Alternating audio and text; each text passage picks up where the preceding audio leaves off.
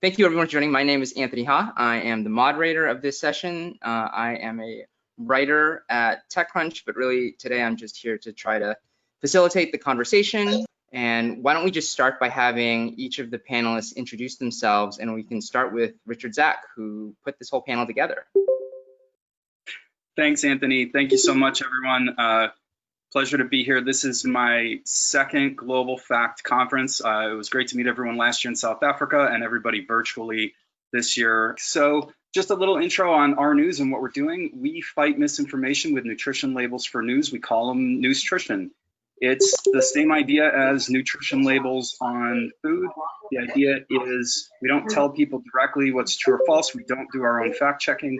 What we do is we gather all the relevant information and put it in a nutrition label and attach that to every piece of news or content online. At the top, you can see it starts with a claim. In this case, the bogus claim about Bill Gates using microchip implants to fight coronavirus. We then fill in information about the publisher and the author. We grab fact checks from IFCN verified signatories. So basically our system uses machine learning and actually matches fact checks to URLs and claims and puts those in the label. We're working with a bunch of great fact checkers already, and we want to add more, so please contact us if you want to be included. We then add sources, user ratings, and scores from our neural network that's trained with 53,000 human reviews. So as you can see, it's a nutrition label for news. Works in a variety of places, including our mobile app, browser extensions, and websites. You can see it's meant to work like you're browsing any article, you want to know more about it, you click the icon, up comes the nutrition label. Works in Twitter and Facebook. But for fact checkers, the really cool part about this is that we built a global API, so this is all accessible. All the information is accessible programmatically, so if you're a developer, you can work with this data, and whether it's through our API or JavaScript code or WordPress plugins. And for fact checkers, we offer a ton of really cool support. We really want to work with and build more software with fact checkers. So that's it. That's me. That's Our.News, and that's who we are. Excellent. Ieva, do you want to tell us a little bit more about Debunk.eu? Sure. I'm gonna try and share my screen as well. If you could, yeah, perfect. If you could give me the rights again, that would be perfect. Let's see. Where? Oh, so in the meantime, for those who don't know me, I see some familiar faces and names here. My name is Ieva. I'm based in Vilnius, and I am representing Debunk.eu, a Lithuanian initiative.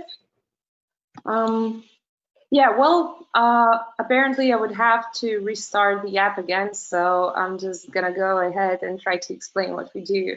Debunk.eu is a tech platform that basically searches the web,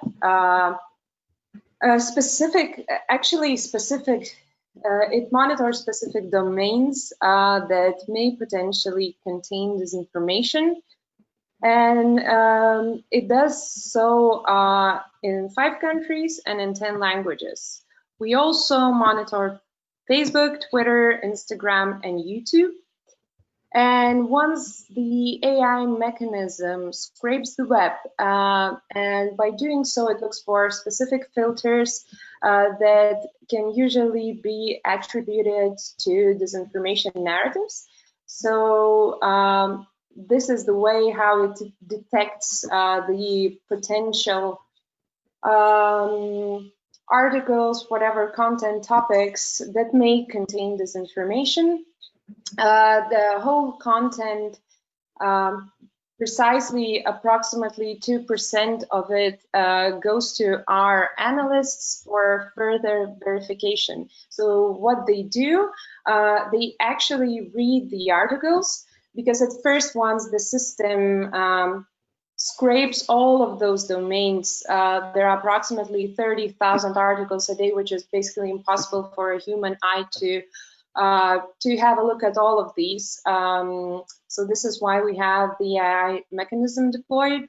Then the analysts jump in and then they analyze way fewer number of our articles themselves. So then they see and check whether the article or the piece of content actually contains some harmful narratives, and then they put specific labels on them.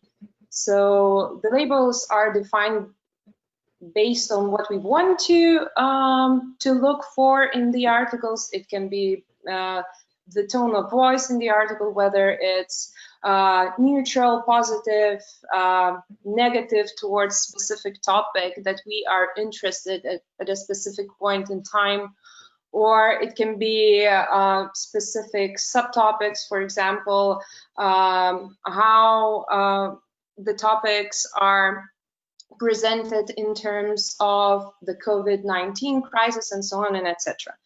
So once we collect the articles that are actually posing harm to the audience that they are addressed to, we are then sending a bunch of aggregated data to journalists and analysts, and most of the time we send those either in a form of email or even an aggregated report. Then the journalists and the media decide what they want to do with that data, and most of the time they produce news coverage about the specific disinformation coverage in the area or regarding the topic.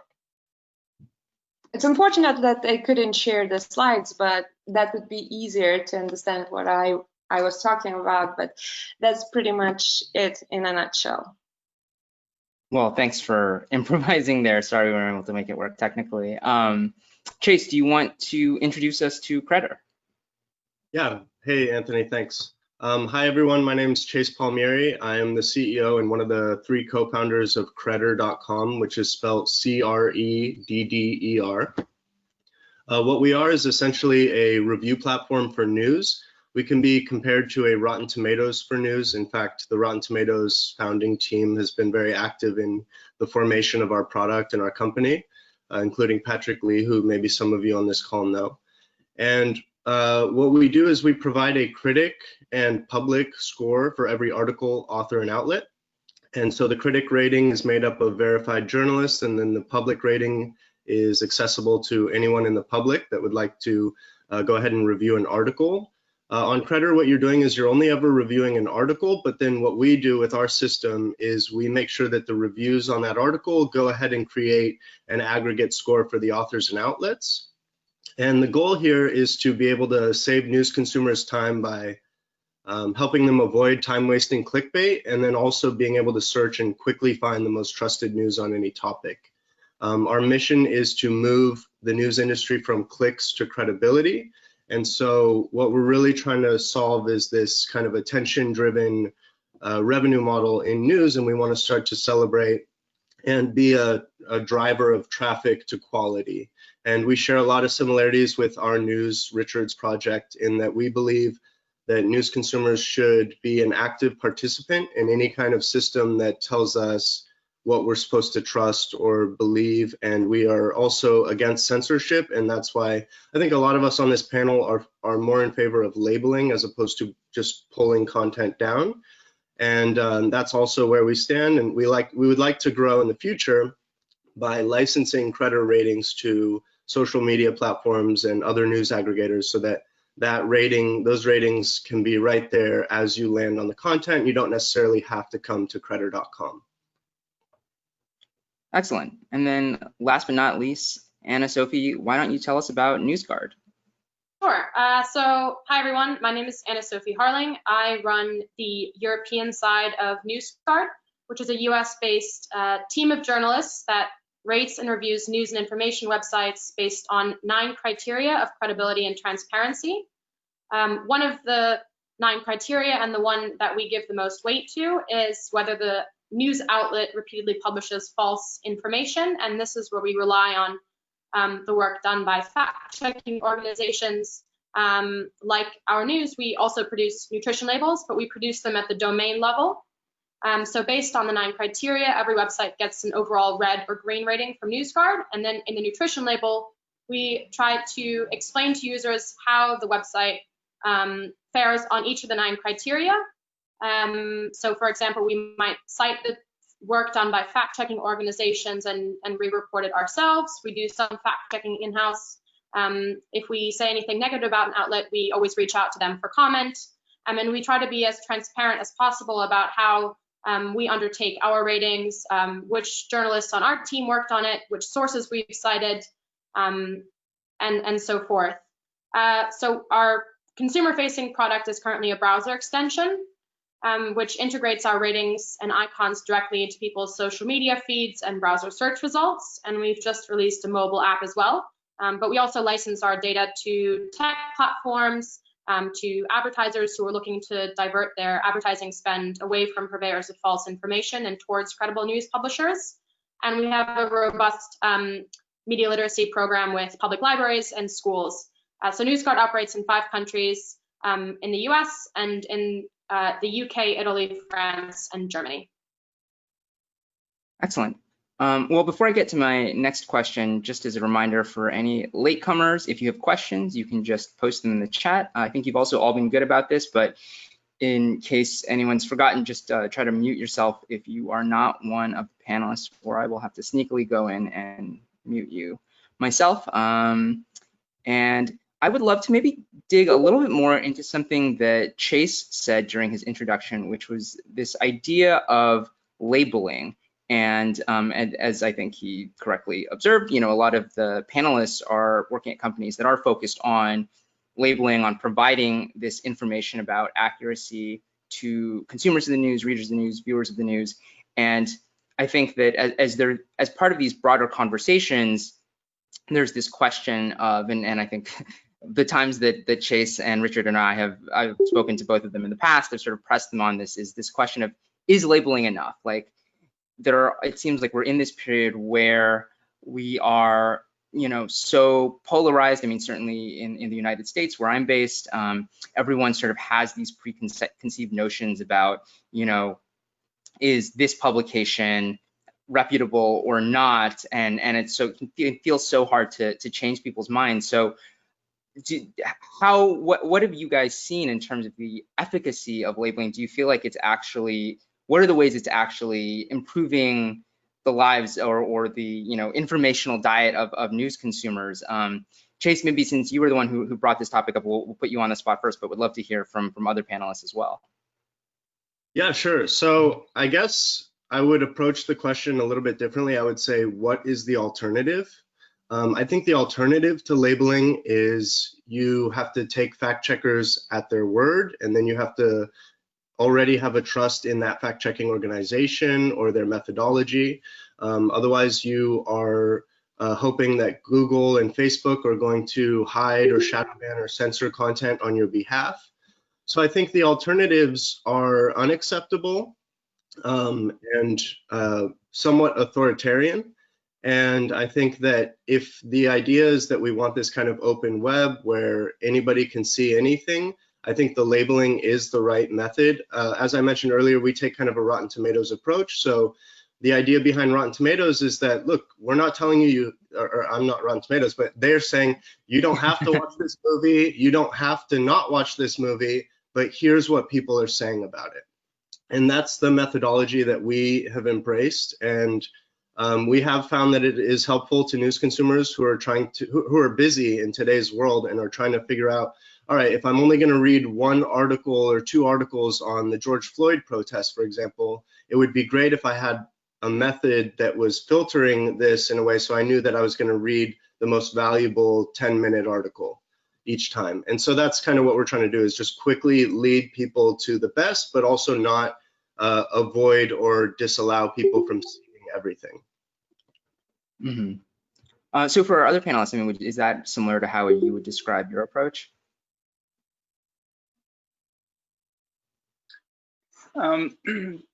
Sort of, we find that there's a big chunk of the public that, for right or for wrong, doesn't trust news outlets, whichever news outlet they are, and surprisingly, even trust in fact checkers, the professionals who really care about getting the data correct. Surprisingly, public trust is relatively low. And what we found when we started surveying users is that a lot of people just don't like being told, and I'm sure this is not a surprise probably to anybody, a lot of people just really don't like being told that they're wrong.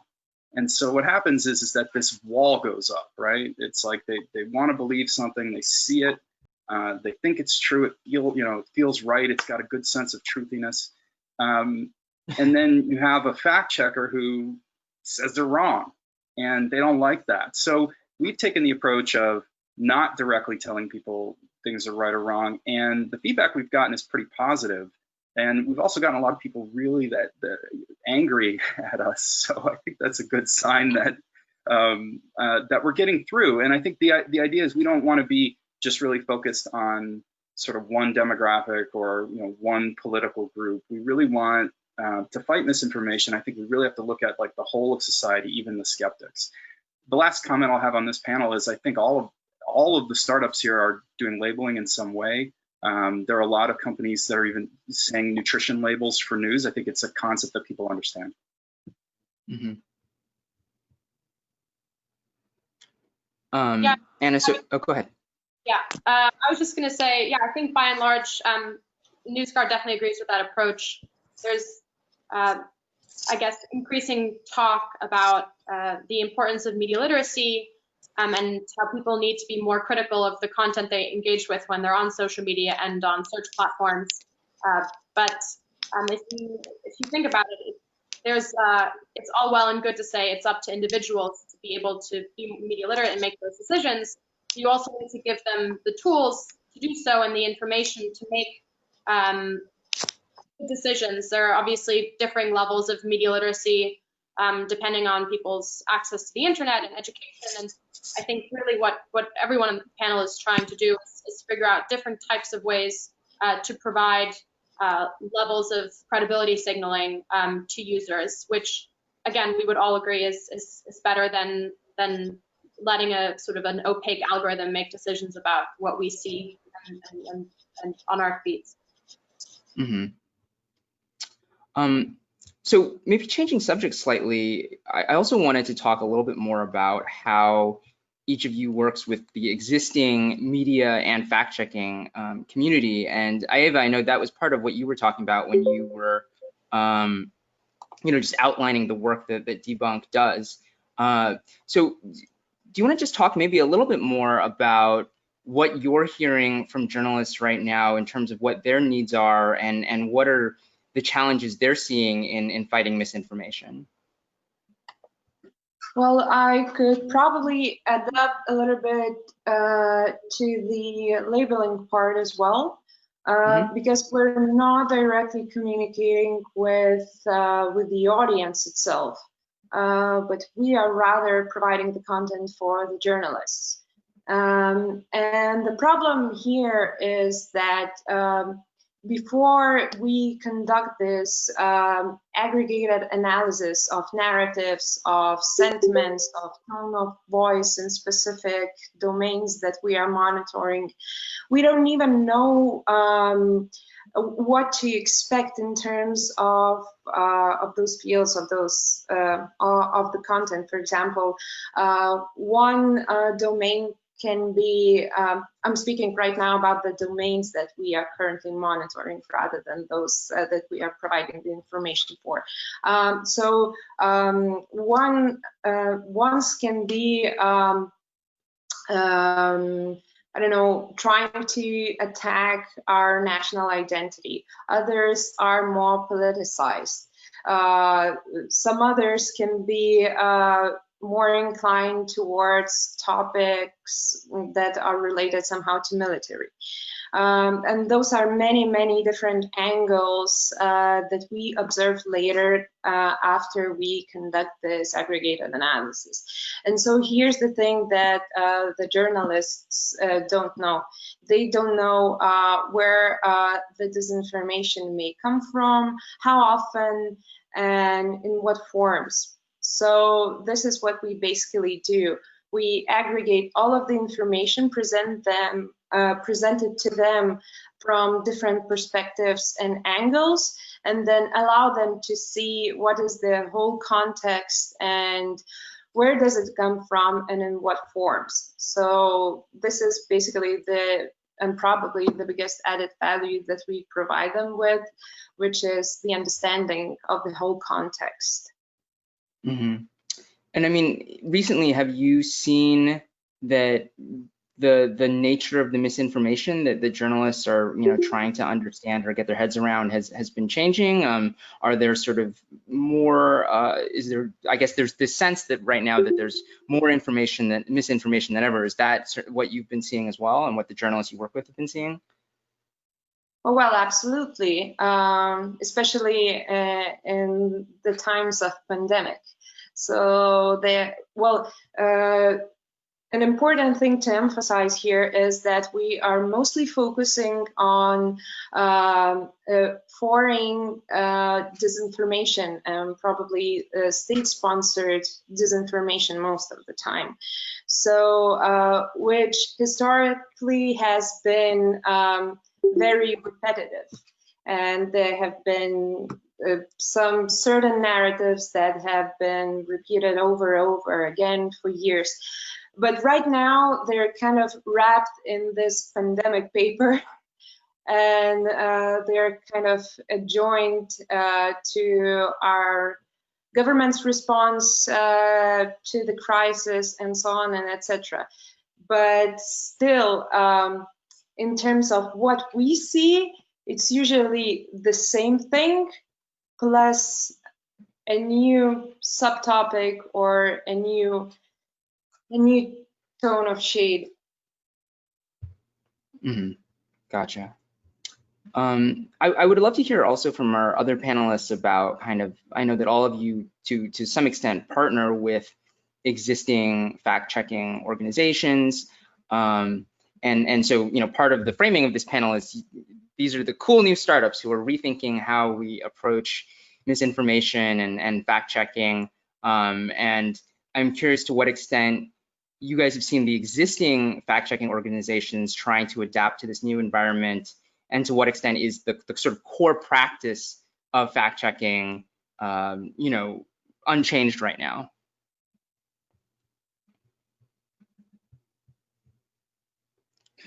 I could jump in and speak a little bit on that. I mean, I think at the end of the day, nothing can ever replace like the human fact checker, at least not with technology that we've seen yet or that is going to be coming anytime soon.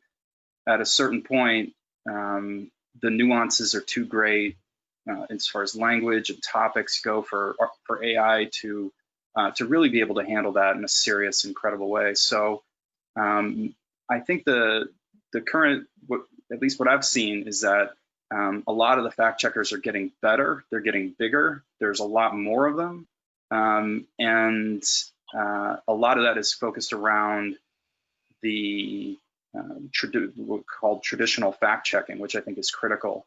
And now, at least from what I watched last week and the rest of the panels, which were awesome, now it's all about how do we respond quicker? How do we scale rapidly? And there's also some questions now about how to better monetize the industry. It's really interesting that it used to be almost entirely not for profit, and now I think the latest statistic was about 51% of fact checkers are for profit. So you kind of have an evolving industry here. Mm-hmm. Yeah, I can tag on to that a little bit.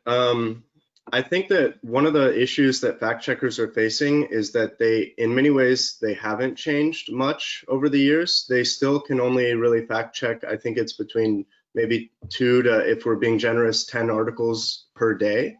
And then we have the issue of which articles are they deciding to fact check, who are these fact checkers, who are these fact checking organizations. And I think a lot of news consumers look at fact checking organizations in the same way that they look at outlets. They almost look at them as a news outlet that is telling you something. And so there's still that trust problem that you have to address. And so at Our.News and at Credder, what we're trying to do is open up this kind of fact-checking realm to the public so that anybody can participate and do a fact check, and that you don't have to be hand-selected by an organization. You don't necessarily have to have a journalistic background. Again, at Credder, we have the critic rating, which is dedicated just to that, so that those journalists, those verified journalists, have that ability to be separate and have a different score. But what we built is this review process that, again, ties in media literacy and tries to get news consumers to essentially fact check or deem the credibility of any particular article. And so what we're trying to do is open this kind of ability, this tool, up to the public. And I think that's what needs to happen if anybody's going to start to trust these fact checks. Mm-hmm. Well, Chase, maybe you, oh, go ahead. I was just going to quickly respond to something that Richard said. I guess one of the, so as I'd mentioned before, the way that NewsGuard typically engages with, I guess, the fact-checking community is by citing their work in our nutrition labels. And in many ways, that makes our work more credible as well, because we can point to some of the great work that's being done by fact-checking organizations. We try to address the question of scale that Richard had mentioned by essentially consolidating fact checks and aggregating them across domains. So we can sort of say, well, this outlet's been flagged recently 3 times by this fact-checking outlet, and the same can be said for this outlet. And what that does is we essentially create a larger credibility rating depending on whether news outlets have been fact-checked repeatedly. And we call this sort of pre-bunking, meaning that if a website has published false information in the past, there's a pretty good chance that they might publish false information in the future. And so our hope is that when red-rated news outlets publish false information or publish a new article that hasn't been fact-checked yet, the user might get a little sort of warning saying, just so you know, this outlet has been fact-checked by and flagged as having published false information by fact checkers in the past. So be careful how you go about handling this news. So it just provides that extra bit of context and also provides users with previous fact checks associated to that domain. So that's, I guess, the way that we try to address the scale problem. Mm-hmm. And if I may jump in as well, just a little insight. I actually want to add to what Richard and Sophie said in terms of, so although our approach is slightly bit different, but we are basically providing the journalists with facts. And to adapt to what has just been said, the thing is that if the misinformation, whatever it is, repeatedly comes from a certain source, then the audience cannot deny it, because you are basically providing the reader with the fact that it has repeatedly published in a specific domain. So I guess that, and also to add up to what Richard said, also the problem is that the journalists still have to do the interpretation work, and it's the most difficult part. But since we are here to provide them with data, in our case with facts and specific analysis, I guess that's what makes the work of both sides easier. Mm-hmm. I also wanted to follow up on something, Ieva, you said earlier, which was you were just talking about the way the work has been changing because of the COVID pandemic. Obviously, workflows have changed, also news consumption has changed, the topics have changed, and I would just love to hear from each of our panelists a little bit about how COVID has affected your business, your audience, anything that jumps out at you. Maybe Anna-Sophie, you can start by talking a little bit about NewsGuard. Yeah, sure. So yeah, exactly. When COVID started, we basically diverted all of our editorial resources to tracking down sort of false COVID claims. What we put together a sort of COVID-19 misinformation tracker. So a list of all the news websites that we came across that were publishing demonstrably false claims about usually the origins of the virus or sort of false cures, sort of saying drinking bleach or sort of something like garlic mixture will help cure the virus. So we had a list of all those domains and then did debunks and all of those nutrition labels. We actually found that about 80% of the websites on that list were websites that we had rated red previously. So we were seeing that a lot of the domains that had been publishing dis or misinformation in the past sort of jumped on the COVID-19 bandwagon and were then publishing false information about that. We then also put together what we called super spreader reports. So for the first time, we linked the news domains with Facebook pages, Twitter accounts that were sharing those domains and getting a huge amount of traffic or following off of that. So highlighting cases in which, for example, huge Facebook accounts or Twitter pages were linking to sort of these extremely sketchy or sort of false news articles or links to make some sort of false claim about the virus. So we put all of that together, and that was sort of the first time that NewsGuard had strayed from purely looking at mis and disinformation on news domains to actually linking that to what's happening on social media, which is quite exciting for us. It's definitely led to a lot of thinking internally about new ways that we can apply our reviews and ratings, and whether we should expand potentially to doing reviews of, for example, YouTube accounts. TikTok is a whole other can of worms. So yeah, we'll see. All right, what about Chase? What about Credder? Yeah, so the first thing we did at Credder was create our collections feature, which is essentially we take a standalone topic. So for example, the coronavirus pandemic, the George Floyd protests, and what we do is we have a dedicated page on the site now where we feature the top rated articles on that topic, as well as the top rated authors and outlets covering that topic.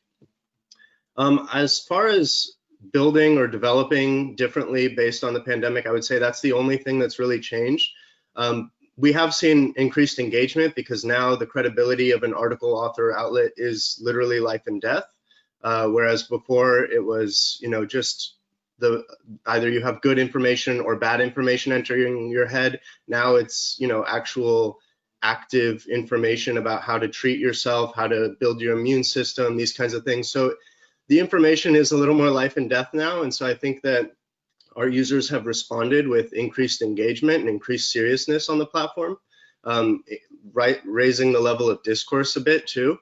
But generally what we're doing at Credder is just listening and watching to see if our existing review process and our existing rating systems are equipped to handle the pandemic and pandemic related information and misinformation.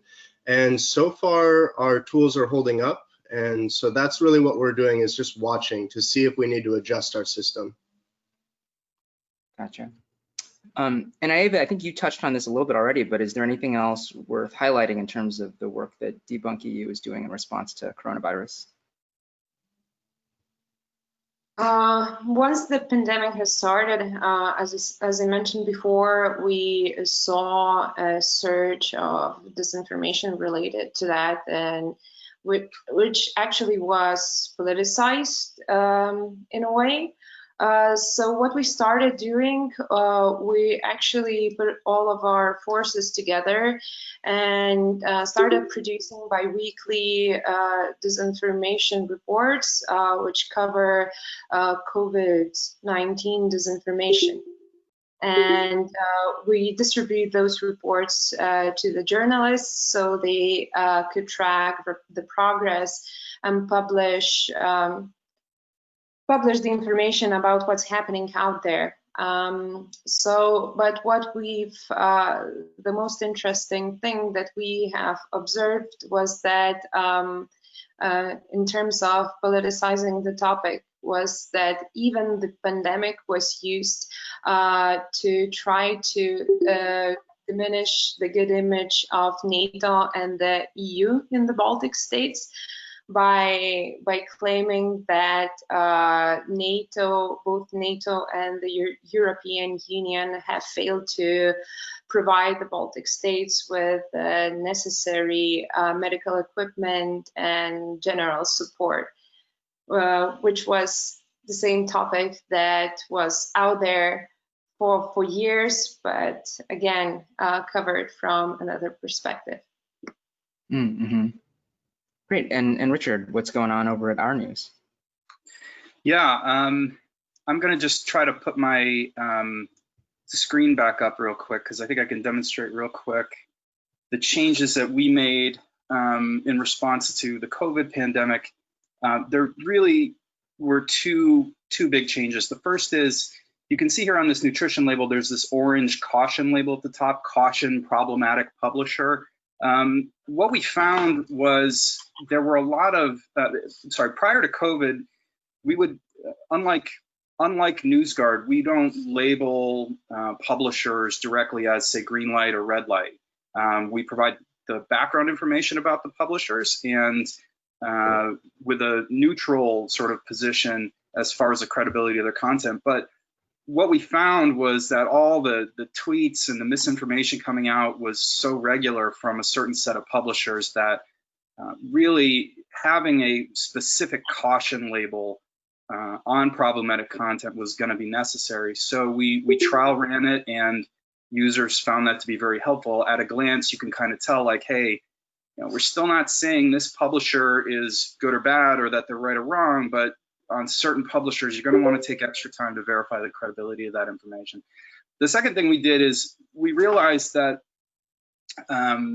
there were so many fact checkers doing so many, fact checks on this one topic that it was really important that we get all of that really integrated into our platform. So in the fact checking section, where we use machine learning to match fact checks to claims or articles, we expanded the list of fact checkers that we pull data from to include, one of the big ones is Pointer, does a great job of aggregating fact checks on the coronavirus. So we automatically pull the fact checks from Pointer directly, also from PolitiFact, factcheck.org, AP Fact Check, and others. So we really expanded that list. Other than that, we didn't take a big core change to our approach. We still really just believe that, and I think actually going back to some things the other panelists have said, the recurring theme I'm hearing is it's like a combination of labeling, fact checking, and user participation seems to be the recurring themes that everyone's looking at. And so we really just tightened everything up, made sure everything was really working well and valuable, did a lot of testing to make sure the labels do in fact give the best information available on these topics of misinformation. Great. Well, it's probably about time to move on to our audience questions. I see we've already got a couple in the chat. Just as a reminder and as an encouragement, if you have questions for any of our panelists, put them in the chat and I will do my best to get to all of them. The first question comes from Buma Cruz, and it was related to labeling, which we were talking about earlier, and the idea that labeling has not really stopped misinformation or disinformation. In this sense, labeling doesn't seem to be an effective deterrent to mis and disinformation. Are there other alternatives? I can quickly just say one thing that NewsGuard's doing, I guess, beyond labeling. I'd mentioned before, but we work pretty actively in the advertising space to help brands and agencies drive revenue away from websites that are publishing false information and are often motivated by ad clicks or sort of hoax cures or products that they're selling on their website, and towards credible news publishers. I think that's one way that we sort of see ourselves sort of long-term having a positive impact on the news industry and taking away a lot of the financial incentive for some of those bad actors. So While that isn't necessarily, I guess, related to the labeling front, what we do is, I guess, we work actively to divert those incentives on the financial side. But because we have transparent ratings on the public-facing side, we are able to do so in a way that's extremely transparent within the ad industry. Currently, the way that sort of these exclusion lists are created is extremely opaque, and there's very little insight into how those lists are created and on what sort of criteria. So we do try to bring some more transparency into that process. Great. Other people have thoughts on alternatives to how we can disincentivize and disinformation? I was going to say one more thing about labeling there. I do agree that labeling isn't enough. I think whether the labeling is generated by fact checkers or verified journalists or the public, it's actually not enough, no matter where you're displaying it at the point of the news consumer's kind of daily news gathering. I think what we actually need, and this is what we're trying to build at Credder selfishly, to take the spotlight for a second, but what we're trying to do is build a new and better use case for how people find news and get news in the first place.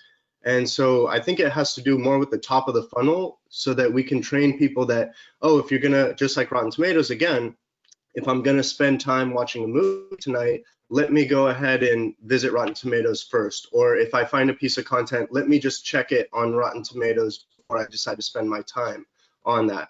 And so I think that what we really need is to train news consumers that there is a use case where they can go ahead and find the best ahead of time before they spend their time getting frustrated reading clickbait news. Mm-hmm. Great. Well, why don't we move on to the next question, which is from Mivan from Full Fact. And it's a question about claim matching. And as if I'm understanding the question correctly, it's basically about, analyzing an article and saying, as Mivan put it, this is basically repeating a claim that we know has already been checked and it's either true or false. Has anyone seen any data or done any analysis of their own to what extent this is applied correctly? Are there times when we say this is the same claim, but it's not the same claim? What are the issues around that? Yeah, I'll jump in there. So our system does use a machine learning system to do the matching, and that's also augmented by human editorial reviewers. So whenever we match a fact check to a claim or to a URL, the machine learning system gives you like a percentage confidence level. It says, the system thinks it's 67% confident that this claim makes sense. And what we'll do on the higher traffic claims or the more important claims like regarding coronavirus or the protests is we'll have human editors manually go in and review to see, does this fact check actually match this claim, in which case they can edit the confidence score and make it 100%. We have not done any statistical analysis, though, to see exactly how accurate our machine learning matching system is. But actually, I'd love to do that. That's a great idea. That's good. You can add that to the to-do list. Other thoughts on claim matching? Well, I can jump in here. What we do in our case, since we don't usually monitor information that can be easily fact-checked, so it's usually information that requires way more context and even historic and political knowledge. But as I mentioned a few times before, usually the narratives and the sometimes claims that we find are being repeated in various different sources. So what is important here specifically is the human factor that we use, that Our.News use. I think that as long as the piece of information that was published and contains this information is impactful enough, it has to be reviewed by a human being and then double checked with another piece of information that may be similar or not. And then this is the job of a journalist then to compare those two and provide the context, because I think it is sometimes very difficult to do it in an automated way, since the language has so many different colors and it can be named, one word can be taken out of the equation and then the system may not actually recognize it as the same claim, basically. Mm-hmm. Great, and now we have a question from Mark Stencil. So this is for the startups doing labeling. First of all, he says he's a big fan of labeling. And I think the question is about, to what extent is that labeling just applied to news articles? To what extent are you also applying labels to commentary and other kinds of content? I can hop in here. I think everybody is doing something on the labeling side of the outlets because that is the easiest. There's just a fewer number of outlets. You don't need to try to keep up with the daily news cycle. So I think that it's, and in many ways, the credibility of the outlet and in some cases the author is a representation or a placeholder for what the credibility of that piece of content is going to be. So I do think it makes sense to do that.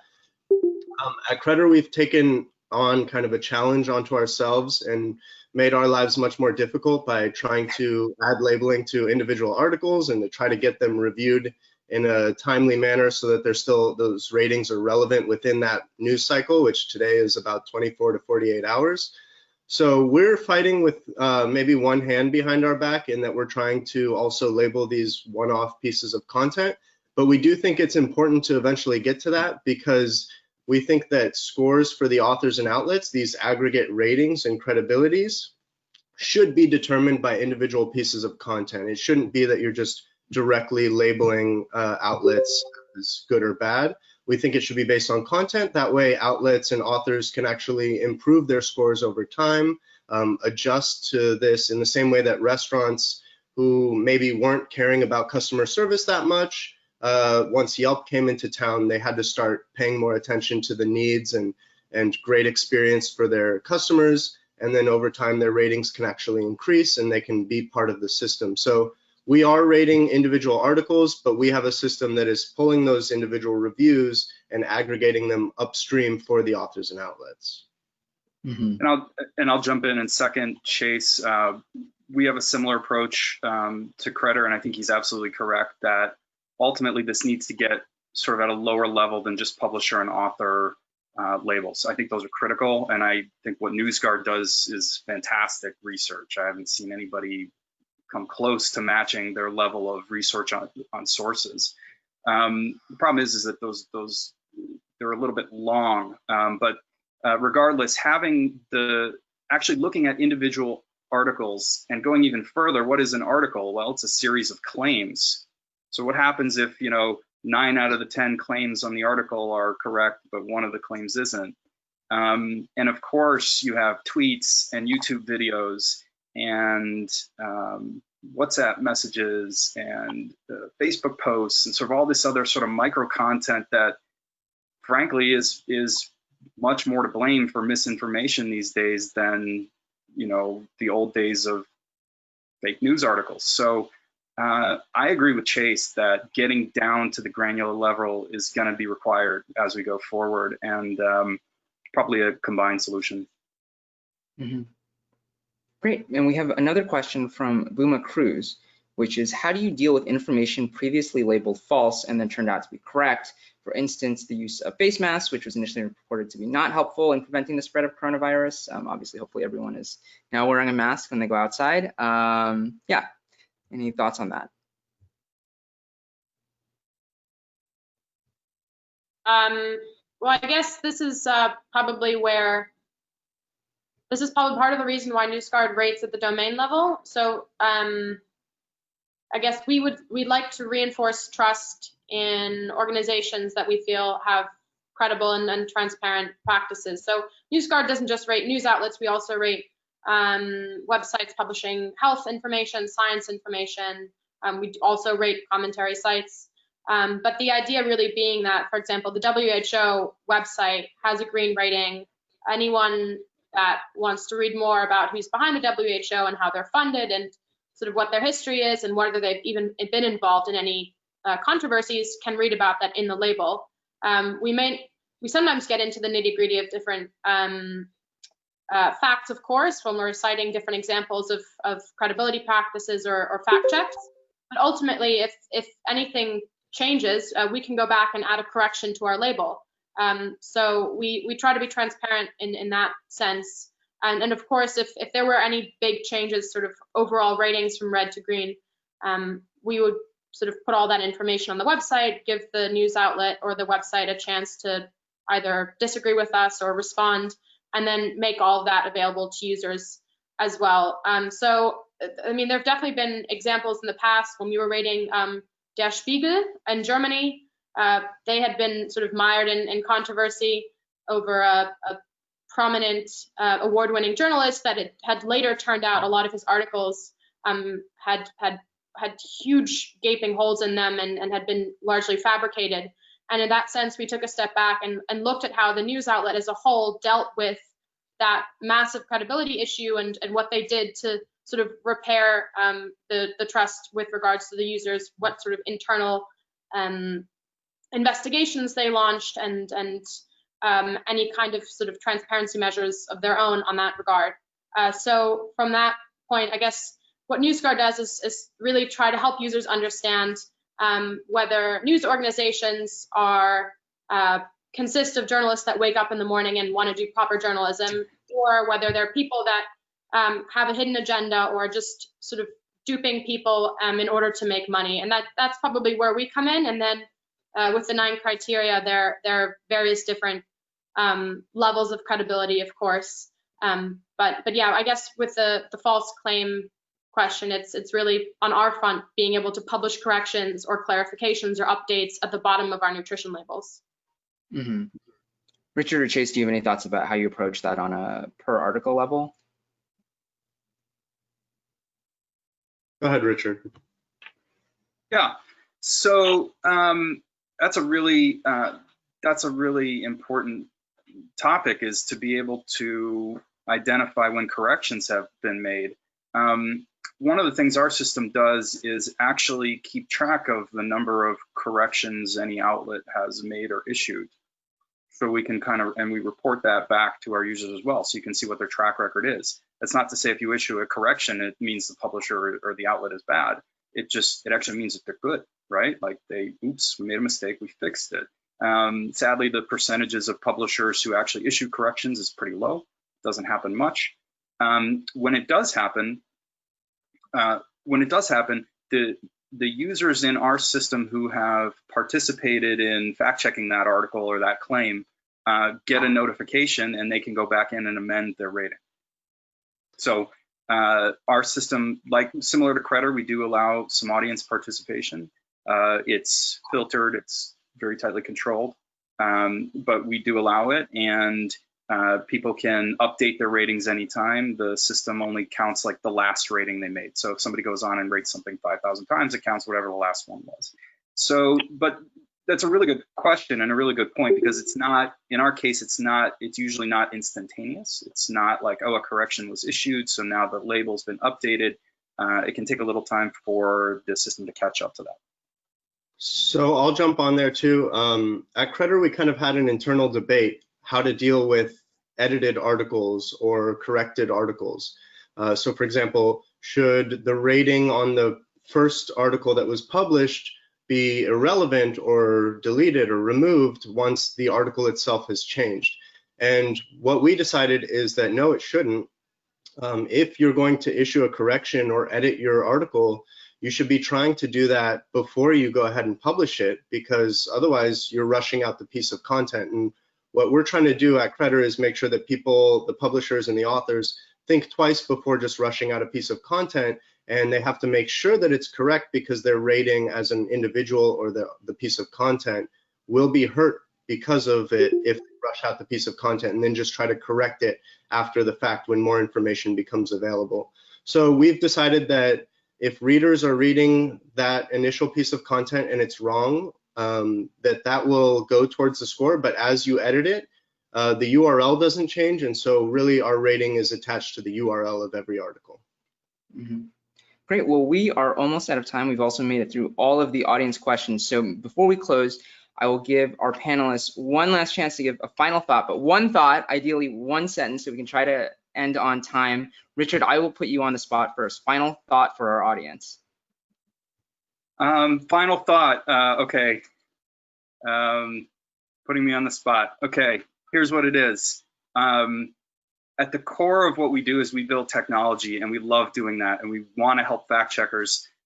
So if there are any fact checkers watching that need technology built to help them, to help you automate or do better fact checking, we'd love to talk with you about it. I know that the Facebook grant, the latest Facebook grant came out where they're looking for technology innovations. We would love to partner with any fact checking organization to help build your technology. And the reason I'm saying that is because we feel so strongly that technology is critical to the future of fact checking. So on the spot, that's what I have. But you did great. Ieva, final thought. I guess I would complement what Richard said again. The bottom line is that at this point in time, technology cannot survive without fact checkers and vice versa. So I think that what is essential here is deeply intertwined collaboration. So each and every one of us is doing a similar thing, and we are trying to tailor to the community. So as long as this relationship is mutual and we exchange the information and insights, all of the startups can grow and do it fast. Great. Chase. I guess what I would say is that we definitely do have a truth or post-truth problem. We definitely do have a trust problem in media today. But I think that, like many things, or an FBI agent might say, follow the money. I think what we need to remember is that we have these problems in many cases because we have a financial incentive problem where news producers are no longer necessarily working on behalf of news consumers. They're working on behalf of the outlets and the advertisers who need to drive clicks and traffic.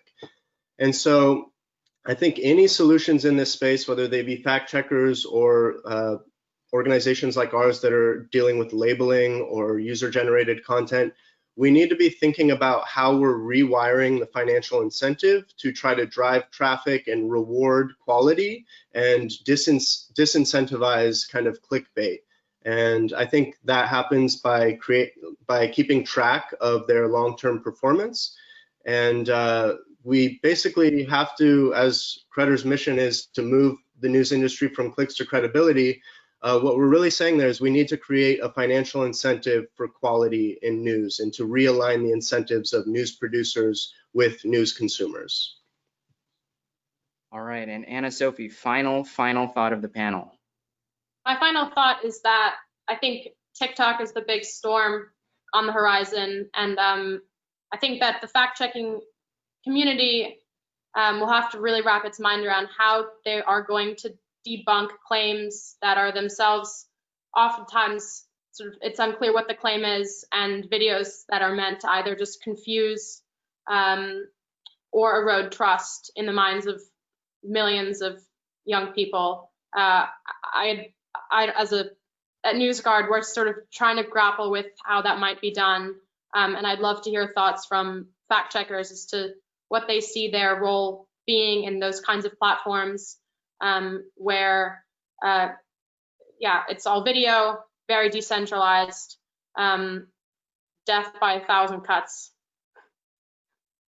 All right, well, on that note, I will wrap it up.